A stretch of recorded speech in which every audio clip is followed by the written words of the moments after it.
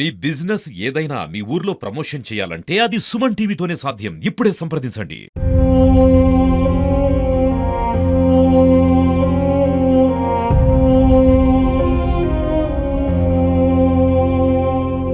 Welcome to Suman TV.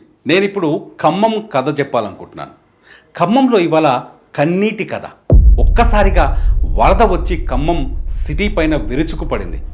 Munneru వాగు గతంలో ఎన్నడూ లేని విధంగా ఉధృతంగా ప్రవహిస్తోంది. ఆ నీళ్లను చూస్తుంటేనే భయమేస్తోంది. అటువంటి నీరు ఖమ్మం శివారుల్లో ఉన్న కాలనీలను ముంచెత్తితే వాళ్ళ పరిస్థితి ఎలా ఉందో తెలుసా? ఒక్కసారి ఆ విజువల్స్ చూడండి. వాళ్ళ ఇళ్ళన్నీ మునిగిపోయాయి, కార్లు కొట్టుకుపోయాయి. ఇప్పటి వరకు మనకు అందుతున్న సమాచారం ప్రకారం 500కు పైగా కార్లు కొట్టుకుపోయాయి. అనేక మంది ఖమ్మం సిటీ శివారుల ప్రాంతాల్లో గేదెల షెడ్లు ఉన్నాయి, ఆటోలు ఉన్నారు. పేదవాళ్ళే ఎక్కువగా జీవిస్తున్నారు. పేదవాళ్ళకు సంబంధించిన సర్వస్వం కోల్పోయారు. మున్నేరువాగు అందరినీ ముంచెత్తుకుపోయింది. ఒక్కసారి ఖమ్మం ప్రస్తుత పరిస్థితిని చూస్తుంటే మనకు వైనాడు కనిపిస్తుంది. కేరళలో వైనాడులో ఒక వారం 15 రోజుల క్రితం జరిగిన ఇన్సిడెంట్ను గుర్తు చేసుకుంటే ఒక్కసారిగా కుండపోతగా కొండ ప్రాంతంలో వర్షం కురవడంతో ఎలా కొట్టుకుపోయిందో ఒకసారి మీరు వైనాడు విజువల్ చూపిస్తాను నేను. వైనాడు ఒకసారి చూడండి ఎలా ఉందో. ఇది చూడండి, ఊళ్ళకు ఊళ్ళు 2 ఊళ్ళు కొట్టుకుపోయాయి. వైనాడులో 2 ఊళ్ళు. ఇక్కడ ఇది కొండ చర్యలు విరుగుపడ్డాయి, కొండ ప్రాంతం ఇది కాబట్టి కొట్టుకుపోయాయి. 2 ఊళ్ళు ఈ ఏరియాలో కొట్టుకుపోయాయి. ఒక్కసారి ఆ విజువల్ ఫోటో చూస్తేనే భయం. ఇల్లు చూడండి ఎలా ఉందో. వైనాడులో ఒక ఇల్లు చూడే ఏ పరిస్థితిలో కనిపించింది. ఇవాళ వైనాడులో 2 ఊళ్ళు లేవు, కనిపించట్లేవు. 2 ఊళ్ళు డాక్యుమెంట్స్ మీద ఉన్నాయి, ప్రపంచ పటం నుంచి వెళ్ళిపోయినాయి. ఒక్కసారి వైనాడు ఫోటో ఇది చూడండి. ఇవన్నీ విలేజ్లే, ఈ కొండ పరిసర ప్రాంతాల్లో ఉన్న ఇవన్నీ విలేజ్లే, అన్నీ కొట్టుకుపోయాయి. ఇగో సేమ్ వైనాడులో ఏ పరిస్థితి ఉందో ఇవాళ ఇలా సహాయక చర్యలు ఇవి. వైనాడులో ఏ పరిస్థితి కనిపించిందో, వైనాడు ఎలా ఉందో ఇవాళ ఖమ్మం పట్టణం పరిస్థితి కూడా అలాగే ఉంది. ఖమ్మంలో కూడా అత్యంత భీతావాహ పరిస్థితి. మున్నేరు వాగు దాన్ని చూస్తేనే భయం వేస్తుంది. ఒకసారి ఖమ్మం విజువల్ చూపించే ప్రయత్నం చేస్తాను. ఒకసారి చూడండి మున్నేరు వాగు ఏ స్థాయిలో ఉందో, ఎలా పోతుందో చూడండి. ఈ స్తంభాలన్నీ కూలిపోయాయి, చెట్లన్నీ కొట్టుకుపోయాయి. ఇదంతా ఖమ్మం సిటీ. ఇక్కడ చూడండి, దీని వాగు పైనుంచి పవర్ సరఫరా కూడా ఉంది. చూడండి అక్కడ జనాల పరిస్థితి చూడండి, ఎలా లాక్కొస్తున్నారో చూడండి. కార్లు మునిగిపోయాయి.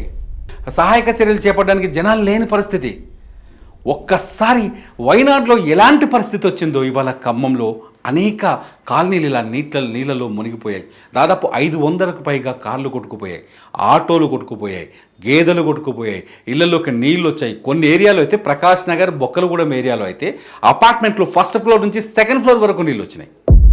2nd ఫ్లోర్లో కూడా మనుషులు నివసించలేని పరిస్థితి. గడిచిన 24 గంటలుగా అనేక మంది ఇళ్లపైనే నివాసం ఉంటున్నారు. సహాయం కోసం అర్థిస్తున్నారు, అడుగుతున్నారు. ప్రభుత్వం వేగవంతంగా చర్యలు చేపడుతుంది. 2-3 మంత్రులు, డిప్యూటీ సీఎం బట్టి విక్రమార్క, మంత్రి పొంగులేటి శ్రీనివాసరెడ్డి, తుమ్మల నాగేశ్వరరావు గారు ముగ్గురు అక్కడే ఉన్నారు. కానీ ఎంతమందిని కాపాడతారు? దీనికి కారణం ఏంటో తెలుసా? ఆక్రమణలు. కుంటలు, చెరువులు, మున్నేరు వాగు పరివాహక ప్రాంతాలను కూడా ఆక్రమించేసి దానిపైన కట్టడాలు కట్టి వదిలేయటం వల్ల నీరు ఉధృతంగా పైనుంచి వచ్చిన నీరు ఎక్కడికి వెళ్తుంది చూడండి. ఒకసారి చూడండి. ఒకసారి ఖమ్మం సిటీ పరిస్థితి చూడండి. సిటీలో నీళ్ళు ఎక్కడున్నాయో చూడండి. ఇదంతా మున్నేరు వాగు, ఇది ప్రకాష్ నగర్ ఏరియా. ఒక్కసారి చూడండి ఎట్లొచ్చిందో చూడండి. వాగు తన్నుకొస్తుంది. ఇక్కడ నివాసాలు ఏర్పాటు చేసుకుంటే అక్కడ ప్రజల పరిస్థితి ఏంటి? ఒకసారి చూడండి.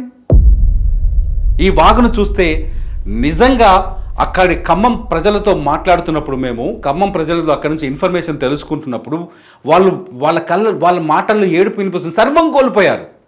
ఒక్క వరద వచ్చి జీవితాన్నే తీసుకుపోయింది. వైనాడులో దాదాపు 600 మంది చనిపోయారు. ఖమ్మంలో ప్రాణనష్టం ఎంతో ఇప్పుడు అంచనా వేయలేని పరిస్థితి. ఎవరో ఎక్కడున్నారో తెలియదు. ఫ్లడ్ పెరుగుతూ ఉంటే ఇళ్లపైకి వెళ్ళిపోతూ చాలామంది ఇళ్ల మీద ఉన్నారు. ఇక్కడికి ఒక మనిషి కనిపిస్తున్నాడు చూడండి. చాలామంది ఇళ్ల పైన ఉన్నారు. ఈ వీడియో కూడా మాకు ఖమ్మం వాసి మొబైల్లో రికార్డ్ చేసి పంపించిన వీడియో. ఇది చూడండి ఒకసారిగా. ఆ మున్నేరు వాగును చూస్తుంటే భయం ఎత్తేస్తుంది. మున్నేరు వాగు నిన్నటితో పోలిస్తే వాళ్ళు ఎక్కువగా ఇంకా ఉధృతంగా ప్రవహిస్తున్నట్టు తెలుస్తుంది. ఖమ్మం పరిసర ప్రాంతాల్లో అనేక కాలనీలు అక్కడ జనంతో మాట్లాడుతూ చెప్తున్నారు. ఇప్పుడు హైదరాబాద్లో ముఖ్యమంత్రి రేవంత్ రెడ్డి హైడ్రాని రంగంలోకి దించి కాలనీలు, చెరువు కుంటలు, ఎఫ్టీఎల్ చెరువుల చుట్టూ ఎఫ్టీఎల్ ఉన్న ఎఫ్టీఎల్ ప్రాంతంలో కట్టడాన్ని కూల్చేస్తున్నారు కదా, తప్పేమీ కాదు. లేకపోతే ఖమ్మం లాంటి పరిస్థితి హైదరాబాద్ కూడా వచ్చే అవకాశం ఉంది. నీరు నిలువుండే ప్లేస్కి అది వస్తుంది. మరి ఆ నిలువుండే ప్లేస్లో మనం వచ్చి నివాసం ఉంటే ఏం జరుగుతుంది? ఇది జరుగుతుంది. వైనాడులో కూడా అదే జరిగింది. రేపు ఖమ్మంలో ఇవాళ అదే జరుగుతోంది. ఖమ్మం సిటీ పరిస్థితిని చూసి మనం నేర్చుకోవాల్సింది చాలా ఉంది. ఎందుకంటే ఖమ్మం నగరంలో లోతట్టు ప్రాంతాలు డెవలప్మెంట్ అని చెప్పేసి, ట్యాంక్ బండ్లు అని చెప్పేసి చాలా వేశారని చెప్పేసి అక్కడ ప్రజలు చాలా ఆరోపణలు చేస్తున్నారు. చాలా సుందరీకరణ పేరుతో కోట్లు ఖర్చు పెట్టారు. ఆ ఖర్చు పెట్టిన కోట్లన్నీ ఇవాళ నీళ్ళలో కొట్టుకుపోయాయని చెప్తున్నారు. సుందరీకరణ పేరుతో తీసుకొచ్చిన డబ్బులు కొట్టుకుపోయాయి నీళ్ళలో అని చెప్తున్నారు అక్కడ ప్రజలు. మన దగ్గర కూడా అదే జరుగుతుంది. కుంటలో ఇల్లు కట్టుకుంటే కుంటలోకి రావాల్సిన నీళ్ళు ఎక్కడ పోవాలి చెప్పు? వాగు చుట్టూ ఇల్లు కడితే, వాగుని ఆక్రమించి ఇల్లు కడితే ఏమైంది? మున్నేరు వాగు వచ్చి తనుకుపోతుంది. సిచ్యువేషన్ అదే. ఎంత దుర్భర స్థితి ఉందో చూడొచ్చు ఖమ్మంలో. ఒక వైనాడులో ఏం జరిగిందో, వైనాడులో ఏ పరిస్థితి, ఇది వరద కొట్టుకుపోయిన తర్వాత తీసిన ఇమేజ్ ఇది. వైనాడులో ఎటువంటి సిచ్యువేషన్ ఉందో ఇవాళ ఖమ్మంలో కూడా రేపు ఇదే సీన్తో మీకు మళ్ళీ ఇంకొక వీడియో చేసి చూపిస్తాను. ఇదే సీన్ వచ్చే అవకాశం కనిపిస్తోంది. ఖమ్మం, వయనాడు సేమ్.